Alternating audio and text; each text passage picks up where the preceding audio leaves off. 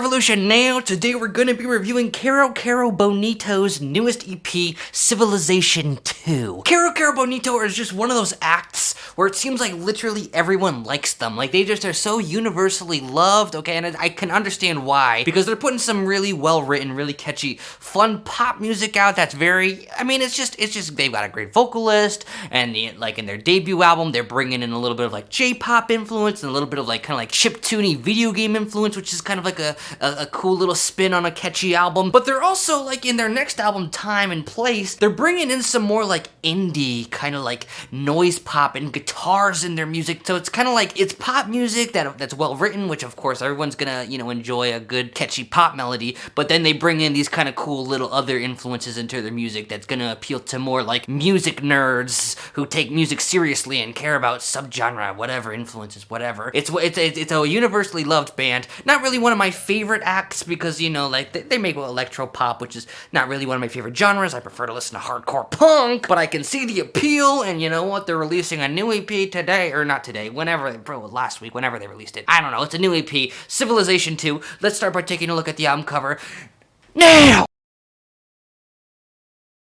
Honestly, don't really know exactly what's going on this album cover. It looks like this is like an envelope that's like stamped with like red wax, and then if you look closely, there's like some symbols in there that, I don't know, maybe represent like an ancient civilization or something, like hieroglyphics. I'm not really sure. Frankly, I'm a little nervous that these symbols represent something that I should know, and everyone's gonna, in the comments section, is gonna laugh at me for not knowing what the hell I'm looking at. But I mean, it's the red color is a visually striking color. It's a cool album cover, but not too much to say about it. Let's talk about the fucking music. So this is a really short EP, only 14 minutes long, 3 songs, and honestly, all 3 songs on this EP fucking kill it. So, if you want a short and sweet record, you don't want to miss this one, honestly, folks, because, like, damn, this is really cool. The opening track, The Princess and the Clock, this is definitely the poppiest song on the EP, but, I mean, it's just so well executed, just really well written with this just amazing melody that's just kind of, like, dances on top of it. It's just super infectious, gets stuck in your head. And what's so cool about it is when you start the song, which is the start of the EP, you press play, it sounds like you just turned on like an Aphex Twin song off like selected ambient works. It has these like kind of like these like do like playful synths that come in that are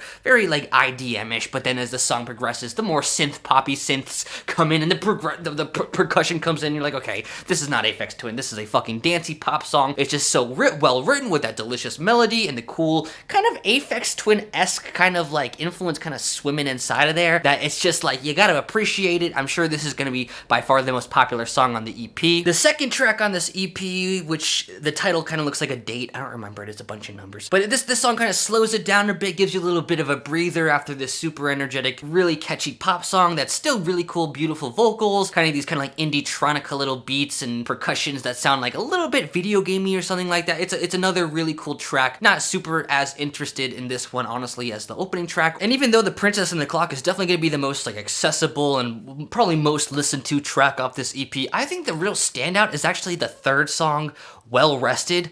Holy crap, this is so cool. I haven't heard anything from Kero Kero Bonito that sounds like this. This is a house track, kind of like almost like a progressive track. Like the way it kind of develops, it's got these like really interesting lyrics like, and we will be well rested when the ascension comes. And then like there's so many like different like vocal parts that come in from here and from here, and it's like, what is going on? What is this ascension? What does it mean, are we gonna be well rested? Like, is she talking about like we all are gonna be hibernating before we all ascend to heaven or something like that? It's kind of a mind fuck, but it's 7 minutes long, a house track that just has such a wonderful beats kind of just driving the whole song, while the vocalist just gives you these really interesting, captivating lyrics with, and they just kind of, the song really just develops and kind of switches it up in the second half. Like I said, I've never been super into Kero Kero Bonito, but now I think I'm a freaking believer in this project because I think this is a fucking stellar track. Maybe I like house more than I like electro pop, I guess. But like I said, it's a 7-minute track that develops a lot with a lot of creative, cool ingredients. Like it sounds like there's water kind of running through the song too. It's like, what the fuck? So yeah, I don't have that much to say about this EP since it's so short. Just go freaking listen to it. If you're a fan of Kero Kero Bonito,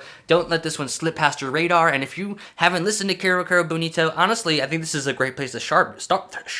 It's a great place to start because it's so short. This is probably my favorite Kero Kero Bonito sound I've heard from them. I hope honestly, it'd be kind of dope if their third album is just a fucking house record because, well rested kind of kicks my fucking ass really good. I'm giving this an 8.9 out of 10. I don't want to give it anything higher just because it's so short. But I mean, like, these are all 3 fantastic tracks, and especially the first and third tracks are just outstanding, great stuff. Kero Kero Bonito, maybe I need to re-listen to their discography a little bit more, because maybe obviously they're very talented, so I should probably give their first and second albums a little bit more attention, since they're talented as hell.